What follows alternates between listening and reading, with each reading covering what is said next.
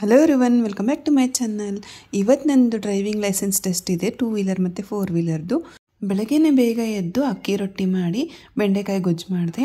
ಗಾಡಿ ಪ್ರಾಕ್ಟೀಸ್ ಮಾಡೋಣ ಅಂತ ಅನ್ಕೋತಾ ಇದ್ದೆ, ಬಟ್ ಸ್ವಲ್ಪ ದಿವಸದಿಂದ ಪ್ರಾಕ್ಟೀಸ್ ಮಾಡಿದ್ದೀನಲ್ಲ ಅಂತ ಸ್ವಲ್ಪ ನೆಗ್ಲೆಕ್ಟ್ ಕೂಡ ಮಾಡಿದೆ. ಮಗಳನ್ನ ಸ್ಕೂಲಿಗೆ ಕಳಿಸ್ಬೇಕಾಗಿತ್ತು ಅಂತ ಬೇಗ ಬ್ರೇಕ್ಫಾಸ್ಟ್ನ ಇಲ್ಲಿ ರೆಡಿ ಮಾಡ್ತಾ ಇದ್ದೀನಿ.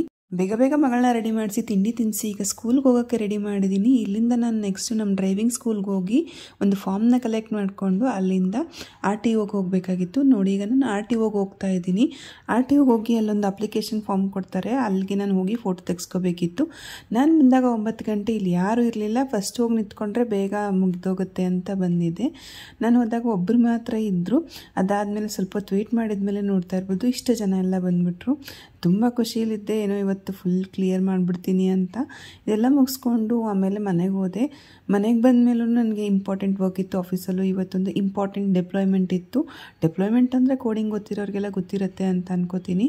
ಇವತ್ತಂತೂ ಮೇಜರ್ ಪ್ರೊಡಕ್ಷನ್ ಡೆಪ್ಲಾಯ್ಮೆಂಟ್ ಇತ್ತು. ಒಂದು ಕಡೆ ನನ್ನದು ಡ್ರೈವಿಂಗ್ ಟೆಸ್ಟ್ ಕೂಡ ಇತ್ತು. ಎರಡೂ ಹೇಗೆ ಮ್ಯಾನೇಜ್ ಮಾಡೋದಪ್ಪ ಅಂತ ಹೇಳಿ ಬೇಗ ಏನೋ ವರ್ಕ್ ಮುಗಿಸ್ದೆ. ನಾನು ಬೆಳಗ್ಗಿನ 6 ಗಂಟೆಗೇ ವರ್ಕ್ ಸ್ಟಾರ್ಟ್ ಮಾಡಿದ್ದು ಆ್ಯಕ್ಚುಲಿ. ಇವತ್ತಿನ ದಿನ ನನಗೆ ಈ ಡೆಪ್ಲಾಯ್ಮೆಂಟು ಇಂಪಾರ್ಟೆಂಟ್ ಆಗಿದೆ, ಹಾಗೆ ನನ್ನ ಡ್ರೈವಿಂಗ್ ಲೈಸೆನ್ಸ್ ತೊಗೊಳ್ಳೋದನ್ನು ಕೂಡ ಇಂಪಾರ್ಟೆಂಟ್ ಆಗಿದೆ. ಈ ವರ್ಕ್ ಇದ್ದಿದ್ದರಿಂದ ನಾನು ಗಾಡಿ ಓಡಿಸೋಕ್ಕೆ ಹೋಗೋಕ್ಕೆ ಆಗಲಿಲ್ಲ. ನೋಡೋಣ ಅಲ್ಲಿ ಹೋದ್ಮೇಲೆ ಯಾವ ಥರ ಓಡಿಸ್ತೀನಿ ಅನ್ನೋದೊಂಥರ ಮೈಂಡಲ್ಲಿತ್ತು. ಹಾಗೆ ಈ ವರ್ಕ್ ಕೂಡ ಬೇಗ ಮುಗಿಸ್ಬೇಕು ಅನ್ನೋದು ಕೂಡ ಇತ್ತು. ವರ್ಕ್ ಮುಗಿಸಿದ್ಮೇಲೆ ಸ್ವಲ್ಪ ಟೈಮ್ ಇತ್ತು. ಈ ಥರ ಹಲಸಿನ ಬೀಜನ ಹುರ್ಕೊಂಡು ತಿಂತಾ ಇದ್ದೀನಿ.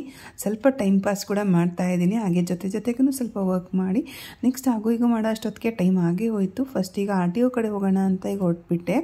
ಮಾಮೂಲಿ ರೋಡ್ಗಳಲ್ಲಿ ಆರಾಮಾಗಿ ಓಡಿಸ್ತಿದ್ದ ನನಗೆ ಅಲ್ಲೇ ಓಡಿಸ್ತೀನೋ ಅನ್ನೋ ಭಯ ಒಂಥರ ಇತ್ತು. ಇಲ್ಲಿ ಹೋಗ್ತಿದ್ದಂಗೆ ಟ್ರ್ಯಾಕ್ ನೋಡಿದೆ. ಟ್ರ್ಯಾಕ್ ನೋಡಿದ್ಮೇಲೆ ಸ್ವಲ್ಪ ಭಯ ಆಯಿತು.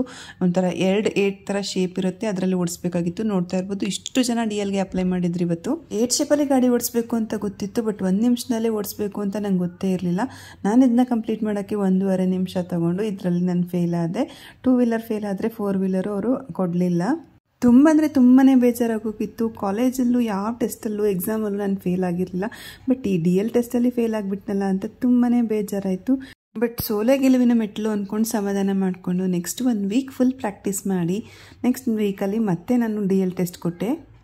ಒಂದು 4-5 ಡೇಸ್ ಬಿಡ್ತಾನೆ ಪ್ರಾಕ್ಟೀಸ್ ಮಾಡಿ 2 ಅವರ್ಸ್ ಸ್ಪೆಂಡ್ ಮಾಡಿ ಫಸ್ಟೆಲ್ಲ 1 ನಿಮಿಷಕ್ಕೆಲ್ಲ ಕಂಪ್ಲೀಟ್ ಮಾಡಿದೆ. ಆಮೇಲೆಲ್ಲ 40 ಸೆಕೆಂಡ್ಸಲ್ಲೆಲ್ಲ ಕಂಪ್ಲೀಟ್ ಮಾಡಿದೆ. ನೆಕ್ಸ್ಟ್ ವೀಕ್ ಹೋದಾಗ 40 ಸೆಕೆಂಡ್ಸಲ್ಲಿ ಕಂಪ್ಲೀಟ್ ಮಾಡಿ DL ಟೆಸ್ಟ್ನ ಪಾಸ್ ಮಾಡಿದೆ. ಹಾಗೆ ಕಾರ್ DL ಟೆಸ್ಟ್ನ ಕೂಡ ಪಾಸ್ ಮಾಡಿದೆ. ತುಂಬಾ ಖುಷಿ ಆಯಿತು. ಹೀಗಿತ್ತು ನೋಡಿ ನನ್ನ DL ಟೆಸ್ಟ್ ಸ್ಟೋರಿ. ಈ ಲಾಗ್ ಇಷ್ಟ ಆಗಿದ್ರೆ ವಿಡಿಯೋನ ಲೈಕ್ ಮಾಡಿ, ನಿಮ್ಮ ಫ್ರೆಂಡ್ಸ್ ಜೊತೆ ಶೇರ್ ಮಾಡಿ, ನನ್ನ ಚಾನಲ್ನ ಸಬ್ಸ್ಕ್ರೈಬ್ ಮಾಡಿ. Thank you.